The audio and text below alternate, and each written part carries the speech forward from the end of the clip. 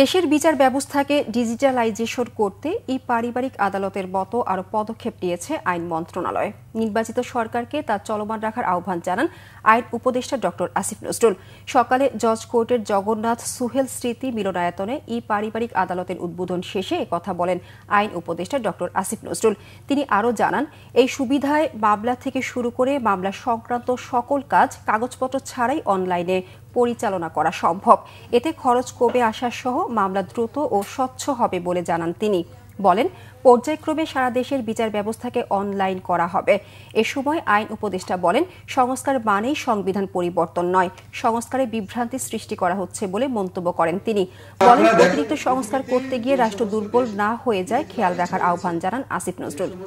Paperless হয়েছে, সেখানে কি বেকার বেশি নাকি যে সমস্ত ম্যানুয়াল পর্যায়ে আছে সেখানে বেকার বেশি?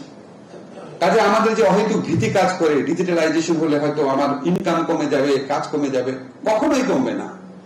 আরো যখন দেখবেন যে ডিজিটালাইজেশন হয়ে গেছে, মামলা প্রতিকার পাওয়া সহজ হচ্ছে, আরো অনেক লোক মামলা করবে।